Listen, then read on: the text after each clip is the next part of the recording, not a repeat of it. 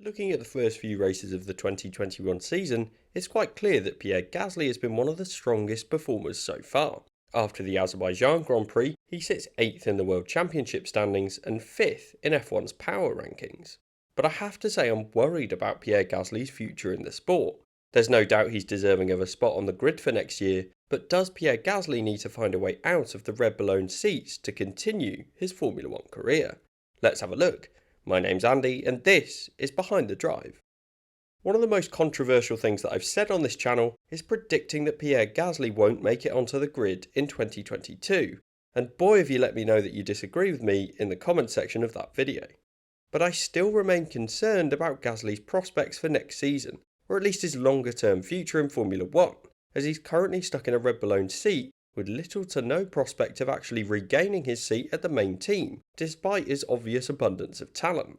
This video will take a look at the long list of reasons why Gasly shouldn't be concerned about his future in the sport, and the 2 reasons why I'm worried about it. Gasly's 2021 performances. Pierre Gasly has been one of the best performers in 2021 so far, so much so that he's 5th in the Formula 1 power rankings, which take multiple expert opinions into account to establish how well each driver is performing. But this is nothing new. Ever since the Frenchman was dropped by the Red Bull team back down to Toro Rosso in 2019, he's been showing why he deserved to be in that seat in the first place. From the first race of the season, the AlphaTauri cars have looked strong, with a good showing for Gasly in qualifying to put it 5th on the grid in Bahrain. An error set him back in that race on the Sunday as he hit Daniel Ricciardo's McLaren, and he actually ended up retiring with an issue before the end of the race. But since then, Gasly scored at every other event. Meanwhile, his rookie teammate has struggled as Gasly's consistently outperformed him. What this showed the world was that Gasly had Yuki Tsunoda's number.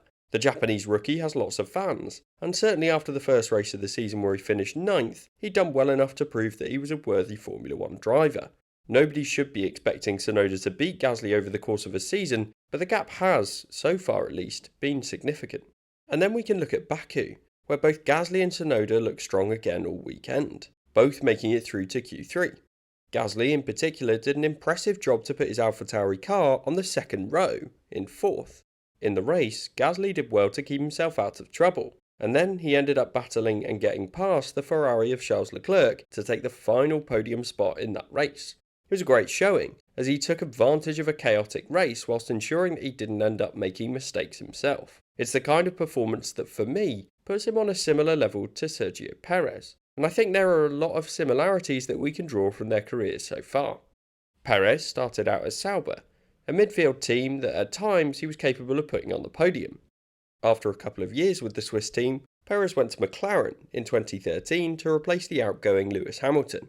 The Woking-based team weren't exactly frontrunners in that season. In fact, both Button and Pérez failed to achieve a podium finish throughout that season. But for Pérez, the move saw his reputation take a hit, and ultimately it was a short-lived partnership as he was subsequently dropped from the McLaren team at the end of that season. Pérez then went on to Force India, in a midfield team that at the time didn't exactly have much of a reputation other than being consistently mid-table. You could argue that this was Checo's lifeline in his career, as they took a chance on the Mexican driver whose reputation had taken a hit from his time at McLaren, but he rewarded the team.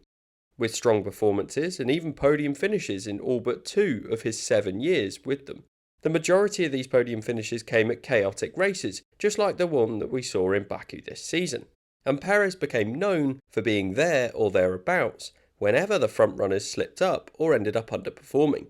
It's a great reputation to have, and ultimately it's what took him back to a front-running team once again as he got that Red Bull seat for this year. Now Gasly's career trajectory has been somewhat similar so far, with an early opportunity to get into a top F1 team to then be dropped, in the Frenchman's case after only half a season with Red Bull. He's moved back to the now AlphaTauri team, which is where this slightly differs from Pérez, as it remains the Red Bull Junior team and the driver seats are managed by that organisation. But I would argue that Gasly's now following in Pérez's footsteps in a way, as he now has achieved 3 podium finishes for that second Red Bull team in as many seasons, one of which of course was a win in Monza. It's a skill, especially in a midfield team, to be there to capitalise when the front runners drop out of the podium spots. It doesn't happen all that often, and it especially didn't in 2019 when there were 3 teams that were clearly a cut above the rest. which is why it's a skill that takes consistency and patience for the drivers to achieve these kind of results. And Pierre Gasly has developed this skill well in his time at AlphaTauri to ensure that he's there to take the occasional podium finish. As a result of this, he's become the team's most successful driver since the team was taken over by Red Bull in 2006. So you might be wondering, Andy, why on earth is there anything for Gasly to be worried about? He's doing a great job. The reasons I'm worried. I'm going to break down the reason I'm worried for Pierre Gasly into two key points. The first is that for Gasly to cement himself in Formula 1, in my opinion, he needs to move his way out of the Red Bull teams and into a team that he can make his own. Right now, he's at the behest of the Red Bull Academy leaders, who are notoriously ruthless in their decision making, as he experienced in 2019 and Alex Albon experienced in 2020.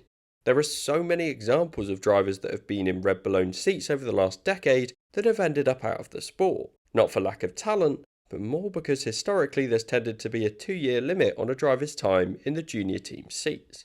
I made this point in another video about Pierre Gasly a few months ago, highlighting the fact that the driver drought in the Red Bull Academy has given him the opportunity to stay with the team for this season. And he's fortunate that this is the case, but he's undoubtedly making the most of this opportunity.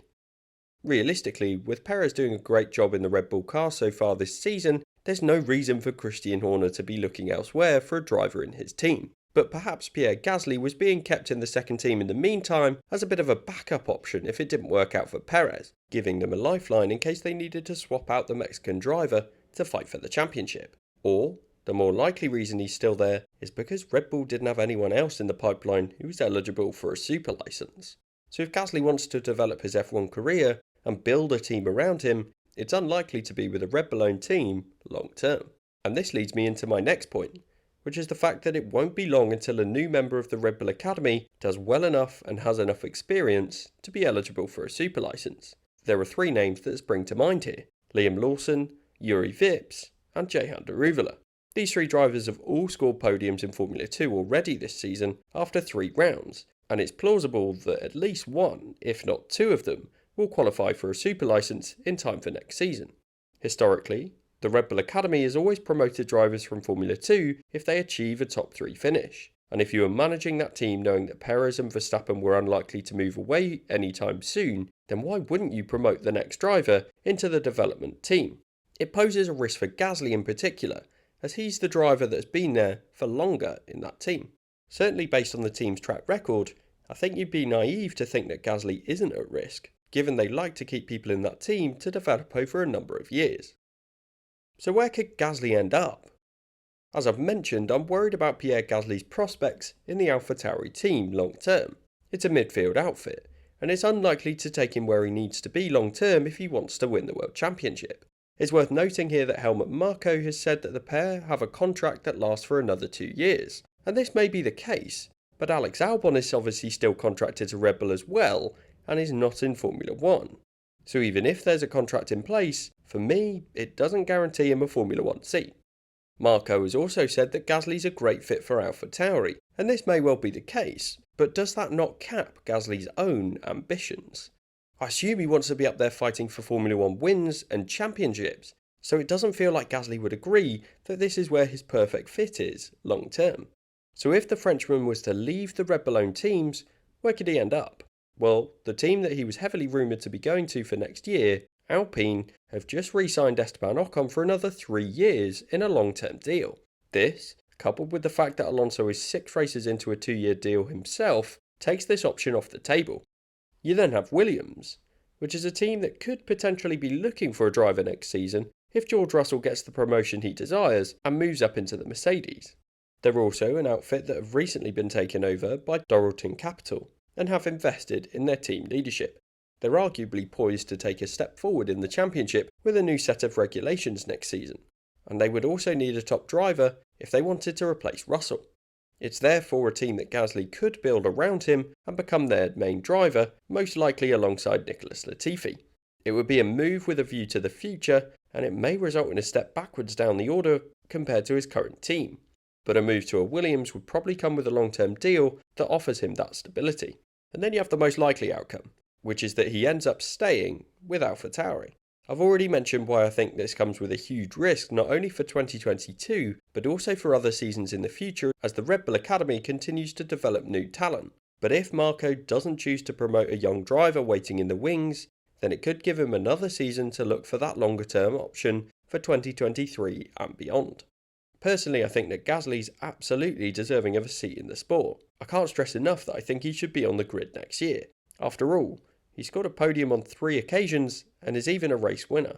But as with so many young drivers, particularly those that have come through the Red Bull Academy, I worry that his future is so uncertain, and in my view he won't ever have that certainty until he leaves the Red Bull owned seats. Make sure to tell me whether you think I'm right or wrong in the comments, and whether you're worried for Gasly as well. And if you've watched this far and enjoyed the video, then please leave it a like and hit the subscribe button for more just like this one in the future.